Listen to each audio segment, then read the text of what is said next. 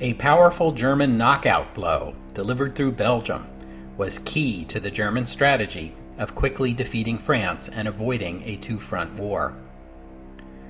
Although resistance in Belgium was stauncher than anticipated, the German right hook has broken through and is advancing into northern France. Meanwhile, a French counteroffensive farther south has ended in disaster, huge casualties, and nothing to show for them. The French army is spent and is in retreat, and the German army is looking as strong as ever. Welcome to the history of the 20th century.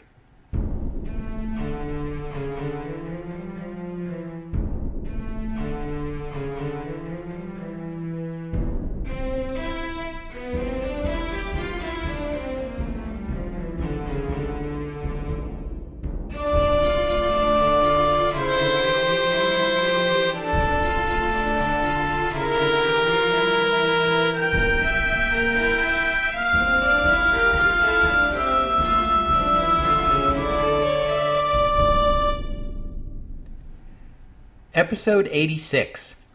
Paris Cannot Hold Out.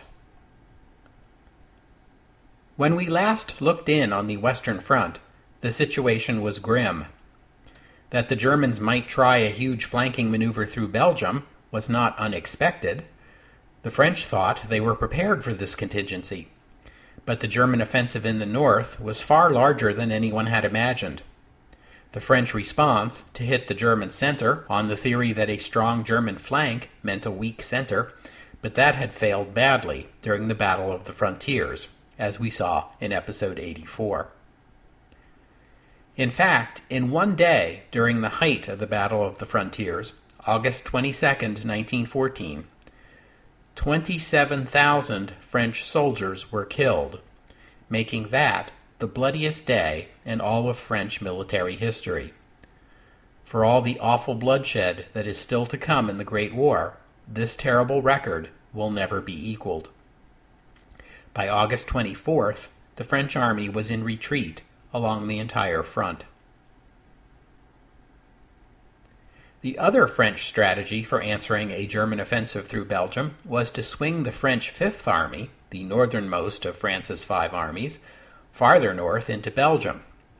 There, according to the plan, the Fifth Army would coordinate with the British and the Belgians. The 6 divisions of the Belgian army plus the 6 divisions of the British army together would create a force approximately equal to any of France's 5 armies. This force would protect the French left flank and be the anvil that would absorb the hammer blow from the east. Except that, as we have seen, the Belgian army opted to move north and protect Antwerp rather than link up with the French, while the British took longer than expected to get into position, and when the German offensive reached them, they too were soon beaten and retreating, just like the French. Let's pause for a moment here and get caught up on the British piece of this story. Back on August 5th, Britain's first day in the war, a cabinet committee met with Britain's top military commanders to discuss the first step. That's right, whereas every other army in Europe has a mobilization plan in a safe ready to be implemented as soon as a war breaks out, Britain has a cabinet committee. Among the members of this cabinet committee was the newly appointed War Minister, Field Marshal Lord Kitchener, the first active-duty soldier to serve in a cabinet position since the 17th century. New to the job, Kitchener had never been a party to the planning between Britain and France over the past 10 years, in which the two governments had informally agreed that in the event of a German offensive against France, such as was now unfolding, the 6 standing divisions of the British Army in the British Isles would be immediately deployed to France to assist the French army. And now that the plan had been explained to him, he wanted nothing to do with it. Kitchener was the one senior military commander in Europe able to see beyond mobilization timetables and dreams of the rapid offensive that would end the war in weeks, to grasp the big picture. Kitchener's reasoning went like this, as he explained it to the cabinet committee. The Western Front was essentially 70 or so German divisions marching against 70-ish French divisions. The Germans were trying to strike fast and hard and outflank the French toward the goal of ending the war quickly. Assuming the best-case scenario, the French are able to stabilize the front line. But that means that afterward, we shall be left with two large armies, 70 divisions each, locked in a grim stalemate. If the British government sought to use the British Army to break that stalemate, 6 infantry divisions and 1 cavalry division aren't going to be able to do the job. Britain would need to deploy a 70-division army of its own. Only then would Britain and France together have the strength to drive the Germans back. The meeting erupted in turmoil. Everyone began talking at once. Britain did not have mass conscription. It did not have a 70-division army. It had a 7-division army. To conscript, train, and equip 70 divisions, that would take years. Yes, Kitchener agreed. 2 to 3 years, in fact. It took a moment for this to sink in. A huge, grinding war with millions of soldiers fighting for years in a bloody stalemate before Britain could mobilize on a scale large enough to turn the tide, perhaps by autumn of 1917? And that's not all. In Lord Kitchener's view, the key to building this 70-division army as rapidly as possible was to use the trained and experienced officers and men of the existing 7 divisions as the framework for building the larger force. These soldiers should be seated among the Green troops, where they would share their training and expertise. Sending them off to France to be killed was just wasting them in a battle they had no hope of turning. And Kitchener had another point to make. The Germans had been so keen on moving through Belgium that they had risked declaring war on an innocent country and tipping Britain decisively into alliance with France. The Germans would not have created all these problems for themselves merely for some modest diversion or half-hearted flanking maneuver. If the Germans were this committed to this route, it could only mean that the offensive through Belgium was the centerpiece of the German strategy. That implied that the German force now moving through that country was massive, and placing the small British army square in its path would likely lead to its destruction. Now, Kitchener was a household name, famous for his exploits in the Sudan and in the Boer War. In 1914, he was the highest-ranking and most senior active-duty soldier in the realm. The Prime Minister and the civilian cabinet politicians had brought him in to lend his prestige and cachet to the British war effort. He had not been brought in to overturn years of coordinated planning with the French and rewrite the whole British war plan on the fly. And the General Staff didn't want that either. So Lord Kitchener did not get his way, although he did manage to talk the government into holding 2 infantry divisions in reserve in Britain for self-defense. For in those early days, the prospect of a German invasion of Great Britain itself was still considered possible. So, 4 divisions to France at once, with a 5th to follow later, maybe, and the rest to be held in Britain, indefinitely. Then spoke Field Marshal Sir John French. He was the second most senior soldier in Britain, after Lord Kitchener. You will remember Sir John from episode 12, in which he led the British cavalry in a dramatic end run around the Boer line to relieve the siege of Kimberley. Sir John had been designated the commander of the British Expeditionary Force, or BEF, as it was often called for short. Like Lord Kitchener, he was there for his good name as one of the few British heroes of the Boer War, although his own subordinates had doubts about whether he was up to the job. His first suggestion was not encouraging. He wanted to deploy the BEF to Antwerp to link up not with the French, but with the Belgians, and help them try to hold that city. The General Staff didn't like this idea any better than they liked Lord Kitchener's. The trains and transports were already lined up to ship the BEF to France, they objected, and the French were scheduling trains to meet them when they arrived and move them forward from there. Then the First Lord of the Admiralty, Winston Churchill, clinched their argument by telling the Cabinet Committee that the Royal Navy was prepared to guarantee the safety of transports crossing the English Channel, but the passage to Antwerp was longer and would bring the ships that much closer to the German high seas fleet. The Navy could not guarantee their security under those conditions. And so the matter was dropped, much to the relief of most of those in the room. Over the next 4 days, August 6th through 10th, as the Germans were besieging Liège and the French were taking and abandoning Mulhouse, the BEF was transferred to the continent. Kitchener had cautioned French that he should in no way consider himself subordinate to French officers or accept French command.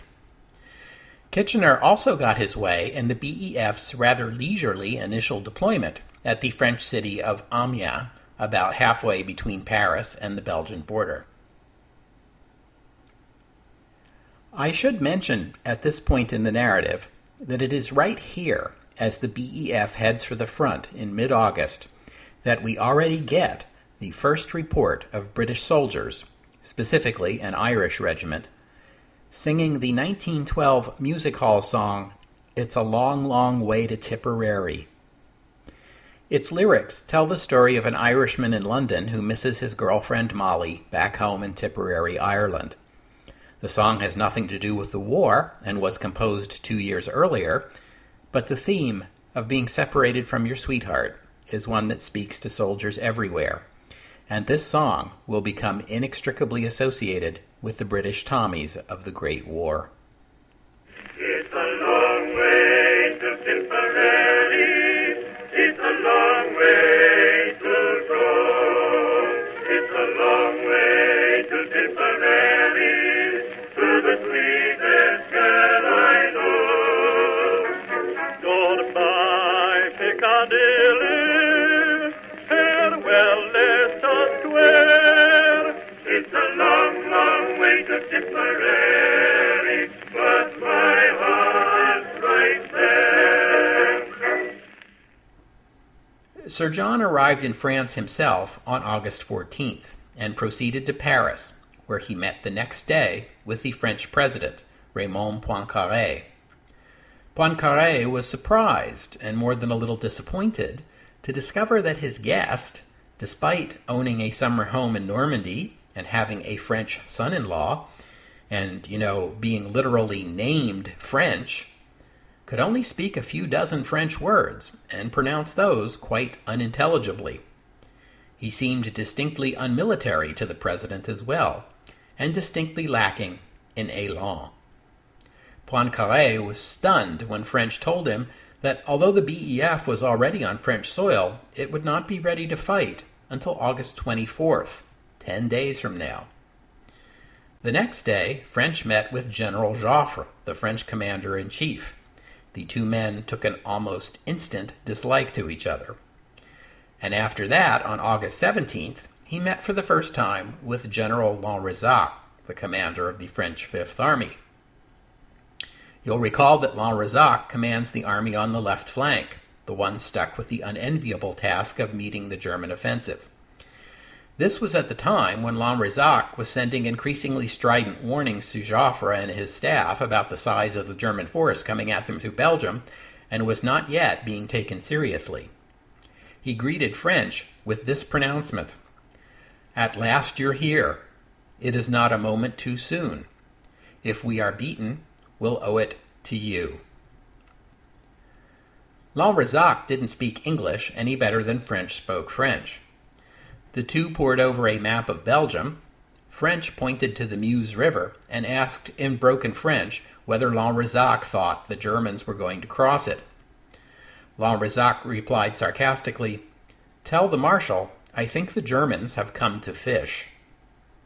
Henry Wilson translated for him. "He says they are going to cross the river, sir." And that catches us up to the Battle of the Frontiers and the French retreat. The BEF did manage to advance itself into Belgium by August 23rd, just in time to meet the Germans and be driven back at the Battle of Mons. The British fought well enough in their first engagement with European soldiers since the Crimean War, but were outnumbered by the German First Army. The commander of the German First Army, by the way, was the 68-year-old General Alexander Heinrich Rudolf von Kluck. He was born in Münster in Westphalia, the son of an architect and a veteran of the Franco-Prussian War. Von Kluck was an able and aggressive commander. Command of the First Army meant he was in command of the far right flank of the German Western Front, so the duty fell to him and his soldiers to make the most rapid and sweeping advance across northern France, which, according to the Schlieffen Plan, would culminate in the First Army moving into a wide circle, likely behind Paris, with the goal of surrounding and eliminating the French left flank, collapsing the French army, and leading to a rapid victory in the West, much as had happened in 1870. The Germans knew that the BEF had landed in France, but were completely in the dark about when and where it was going to deploy. This was due to the strict secrecy the British maintained. The British kept everything so secret that even their allies didn't know what they were up to, much to the annoyance of the French. But it did the trick. The first indication the Germans had of the location of the BEF was when von Kluck and his First Army ran smack into them at the Mons Canal as they were speeding across Belgium. Von Kluck outnumbered the British 2-1, and his first impulse was to widen his front, particularly to the right, in an effort to outflank the smaller BEF formation. That would have been just the right thing to do, and might possibly have led to the BEF being surrounded and destroyed as a fighting force right there in their first battle. But he couldn't get permission to make the necessary maneuver from the commander of the German Second Army, the also 68-year-old Marshal Karl Wilhelm Paul von Bülow. Von Bülow was a very Prussian officer from a very Prussian military family, and he was the senior commander. Von Kluck answers to him. Now, from the German point of view, you might think that having an aggressive commander on your far right flank of this mass German offensive is just what you want to execute the Schlieffen Plan properly. Give this guy his head and watch him bulldoze right through France. But von Bülow didn't see it that way. As commander of the Second Army, he seemed to feel his army was the important one, and the First Army's role was to guard his right flank. Von Bülow and his Second Army were the ones right up against the larger French Fifth Army commanded by General Lanrezac at the same time, and he would not allow von Kluck free rein to move so far to the right, because he worried this would open up a gap between their two armies that the French might be able to exploit. As it turned out, though, all the French were exploiting at the moment were the roads back to Paris, and a grand opportunity to knock the British Army out of the war in one battle was lost. How very unfortunate for the Germans. Let us hope for their sake that von Kluck doesn't overcompensate and make exactly the opposite mistake later, because that might cost Germany her best shot at winning the war, he said ominously.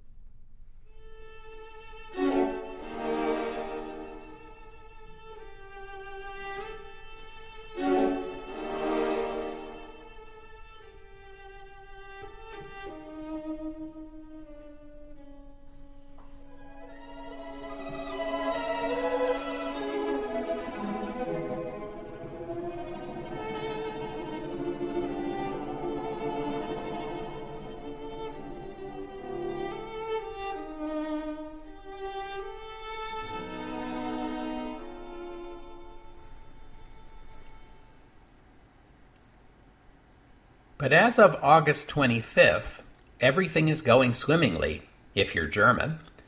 Resistance in Belgium had ended, and British and French troops were withdrawing from that country, with the 1st, 2nd, and 3rd Armies in pursuit. The French counteroffensive had failed. The Schlieffen Plan was unfolding like clockwork.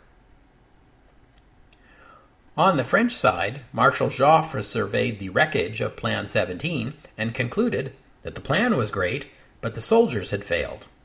not enough élan. Joffre would continue to make this argument even after the war was over. But for now, he faces a bigger problem. The mantra of offense to the utmost was reduced to an empty slogan. The French army was in retreat. Joffre's new orders were sensible enough.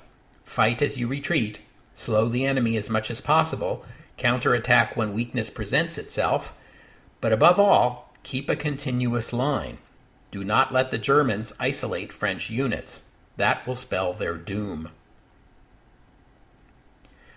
Commanders on both sides must have been consulting their calendars and looking ahead to September 2nd, now just 8 days away. This September 2nd would be the 44th anniversary of Napoleon III's surrender at Sedan. Over 100,000 French were taken prisoner that day, including the Emperor himself, clinching France's defeat in the Franco-Prussian War. In Germany, it was an unofficial holiday, known as Sedantag, or Sedan Day. Now, German commanders hoped, and French commanders feared, that history was on the cusp of repeating herself. When the Belgian army had peeled off back to Antwerp, that had left the BEF holding the far left flank by itself against a numerically superior German First Army. The broad outline of what the Germans were up to was now becoming clear. They meant to go around or through the BEF and circle behind, cutting off the Fifth Army's retreat and capturing it. After that, the Germans could simply roll up the French line, destroying French resistance one army at a time. And the biggest problem for the French is, as their front line retreats from Belgium, the need to keep the front continuous will require that the French left flank move to the south, ever farther away from the Channel coast, which opens up a bigger and bigger space for von Kluck and his First Army to slip right through. There was only one answer. Joffre ordered the formation of a Sixth Army. The nucleus of this new army would be the Army of Lorraine, which had been created for the failed offensive there. The Army of Lorraine would be redeployed to the left of the BEF and would be filled out with mobilizing reservists and the colonial units that were still arriving from North Africa. This new Sixth Army would then be deployed to meet the threat. Joffre meant for this new army to be ready to fight by Sedan Day. In the meanwhile, the retreat went on. But as they retreated, the mood among the rank and file of the French army shifted. It was one thing to be abandoning positions in a foreign country.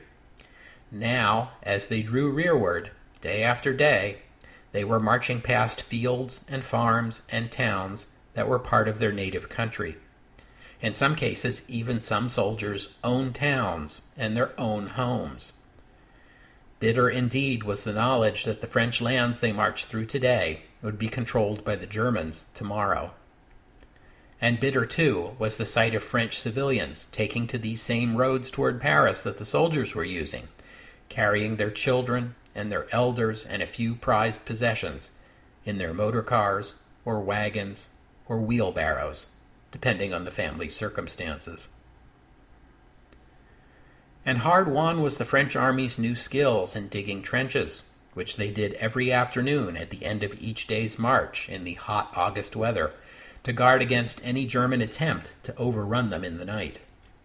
Some nights French soldiers could make out in the distance Germans looting and setting fire to French homes, and sometimes shooting French civilians. But when each morning came, the army would withdraw from its entrenchments, pack up, and retreat farther to the rear. The common soldiers began to balk at the seemingly endless withdrawal. When are we going to stand and fight? The man with the answer to that question was their commander-in-chief, Joffre.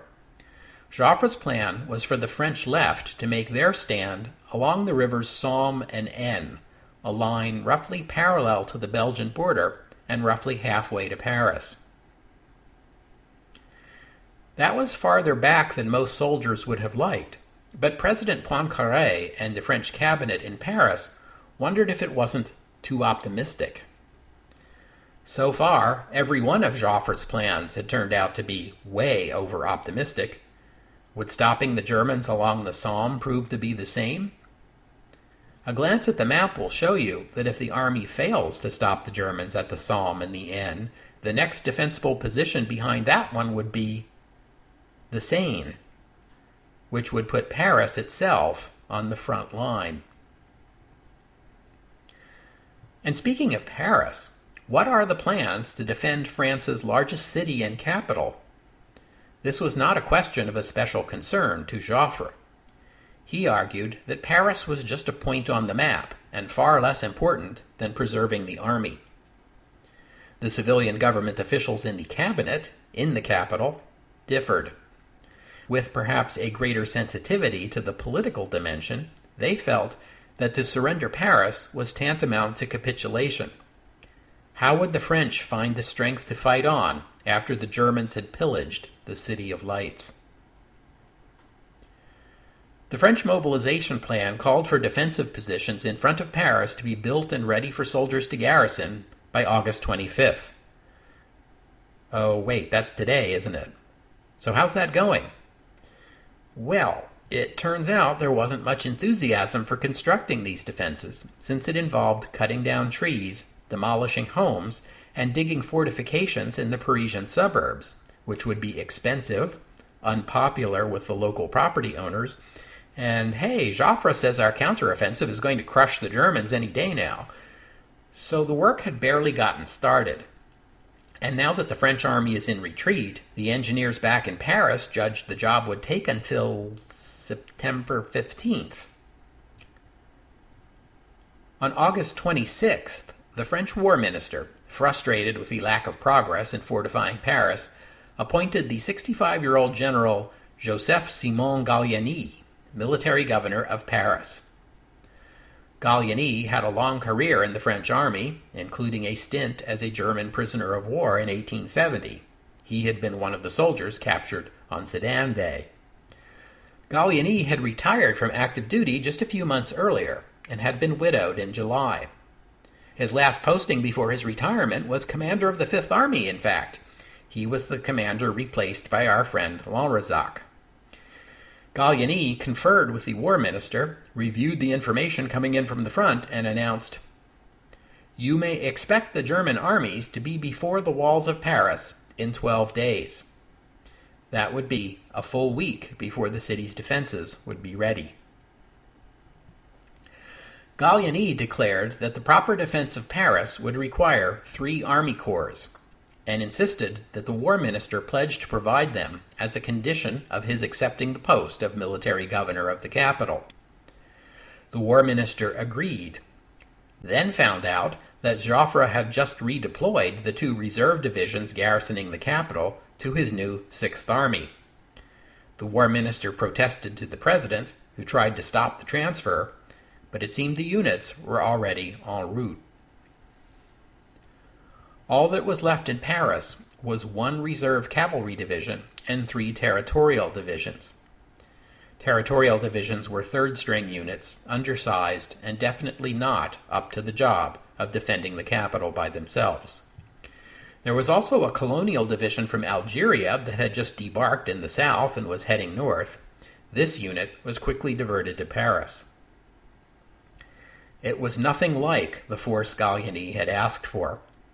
The Minister of War did work up the nerve to send Joffre a telegram instructing him that in the event his line at the Somme failed to hold, Joffre was to send at least 3 corps to the defense of Paris. By this time, news of the defeats of the Battle of the Frontiers and of the large-scale retreats that were underway was becoming public knowledge in Paris.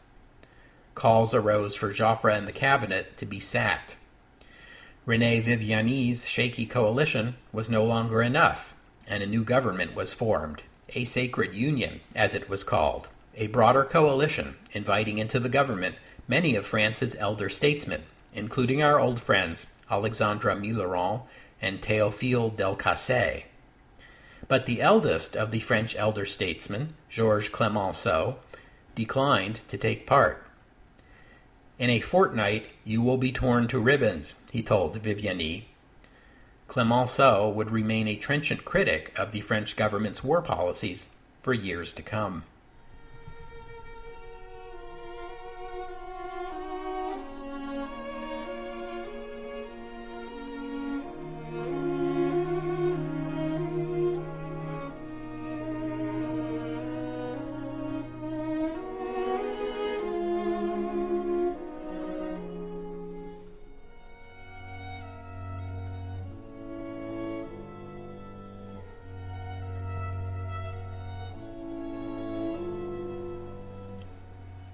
While the French were retreating, reshuffling, and fortifying Paris, the British Expeditionary Force was also in retreat, and its commander, Sir John French, was in despair. The wisdom of Kitchener's words at that cabinet committee meeting were now plain as day. The French were collapsing, and the entire German First Army, a formation twice the size of the BEF, was in pursuit. In French's mind, the battle for France was already lost, and the only goal that still mattered was evacuating these experienced and valuable soldiers back to Blighty. These feelings were not shared by the rank and file. The common British Tommies felt they had fought well enough at Mons and chafed at the daily orders to retreat and retreat and retreat again. French made it worse by ordering long days of forced marches in the August heat and nights of very little rest until soldiers began falling asleep on their feet. The Germans, for their part, pursued the BEF vigorously, but couldn't get close enough to engage them, which won the British their grudging respect. The BEF was divided into two corps. On the evening of August 25th, 1st Corps reached the French town of Landrecies, where they intended to spend the night. There they encountered a unit of soldiers dressed in French uniforms who called to them in French as they approached. But when these soldiers got close, they lowered their bayonets and charged into the British. They were German soldiers from the First Army. In the twilight confusion, the 1st Corps commander, General Douglas Haig, normally a steady, level-headed type, judged they were under a much heavier assault than was actually the case and ordered a hasty retreat. He sent a panicked telegram to Sir John, begging for help. The reaction to this telegram at BEF HQ was equally panicky, as this attack seemed to confirm their worst fears. The Germans seemed to have the BEF on the brink of annihilation. Worse news came from 2nd Corps the following morning. They had spent the night at the French town of Le Cateau, only to discover that the Germans had seized the high ground around the town. With British stragglers still arriving and the road south clogged with civilian refugees, the 2nd Corps commander, General Smith-Dorrien, judged he had no choice but to accept battle. HQ contacted him by telephone at dawn and told him, "If you stand there and fight, there will be another Sedan." Smith-Dorrien replied that the battle had already begun. The battle raged until late in the afternoon. The British gave a good account of themselves, and this time von Kluck's aggressive stance didn't work for him. Although he had superior numbers, his flanks were spread too far apart to make good use of them, and so he only had about 3 divisions with which to engage the 3 divisions of 2nd Corps. The desperate British stand at Le Cateau had disrupted von Kluck's effort to envelop the whole of the BEF. But the British paid a high price, almost 8,000 casualties, about 20% of 2nd Corps, and more than double the British casualties at Mons. The Germans suffered about 3,000 casualties. Among those British casualties were 2,600 taken prisoner. The losses seemed worse than they actually were at first. Thousands of soldiers from 2nd Corps had been cut off, but found their way through German-held territory back behind the front, or had made their way to Antwerp, which the Belgian army still controlled. For a time, HQ had lost communication with 2nd Corps altogether and had thought the entire unit destroyed. Marshal Joffre met with Sir John afterward. The BEF was not formally under French command, so Joffre could not order Sir John to hold his ground, So he did his best to explain the importance of the BEF maintaining a continuous front with the Fifth Army. Sir John told him that the BEF was in full retreat, and so was the Fifth Army. They were already out of contact with the Fifth Army, both flanks exposed, and his troops too beaten and exhausted to do anything but retreat farther. Joffre concluded that as a fighting force, the BEF was spent. Von Kluck, commander of the First Army, had concluded exactly the same thing, and reported confidently to the General Staff that the British were routed and the First Army would soon be rounding them up. Von Bülow, commander of the Second Army pursuing the French Fifth Army, was equally optimistic that his enemy was beaten. The French were retreating everywhere across the front, and the Schlieffen Plan was working perfectly. Von Kluck did complain to Moltke that von Bülow was still holding him back from finishing off the BEF, and asked to be given a fully independent command. Moltke agreed to this. If there is any hope left for France now, it lies in Joffre's hastily assembling Sixth Army, and also in Paris. The all but unfortified capital has to be made into a front-line fortification and become the anchor between the Fifth and the Sixth Armies, to hold the line in place and fill the role the BEF seemed no longer capable of filling. On August 28th, the Kaiser himself sent von Kluck a congratulatory telegram expressing the imperial gratitude for the First Army's rapid advance into French territory, averaging some 30 kilometers per day. Von Kluck, perhaps intoxicated with victory, began to suggest that instead of pursuing the now broken BEF, perhaps it was time for him to turn left and deliver the final blow, a right hook into the flank of the collapsing French Fifth Army, finishing it off and opening the way to Paris itself. But the German General Staff had gotten wind of the formation of the Sixth Army.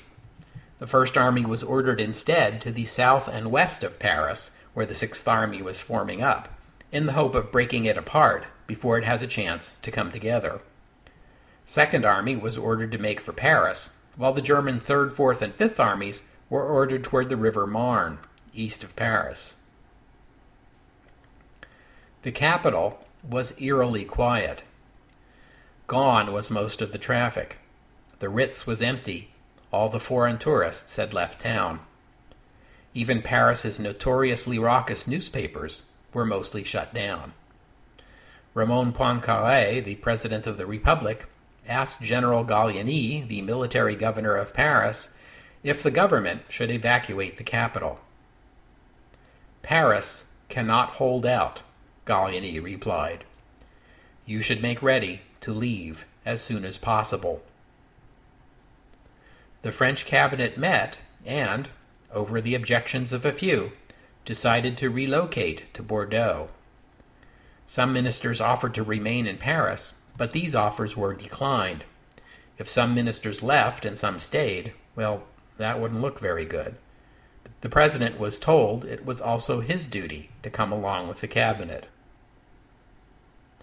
Even Madame Poincaré had to come. She was doing volunteer work at a hospital and argued that she should be allowed to stay and carry on as a symbol of French resolve.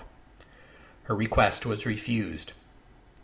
Government archives were loaded into trucks and shipped out of the city, or, where this was not possible, they were burned to prevent them from falling into German hands. Later that day, a German airplane appeared in the sky above Paris for the first time. It dropped 3 bombs, killing 2 civilians and injuring more.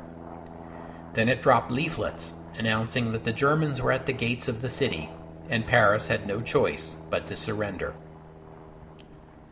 The government left town on September 2nd, Sedan Day. General Gallieni was now the highest-ranking military and civilian figure in Paris, with the possible exception of the prefect of police. He was new on the job. When the old prefect of police had received his orders to remain in Paris, he had resigned his position and fled the city. General Gallieni would later confess that at this moment he fully expected he had been left behind to die in the final battle.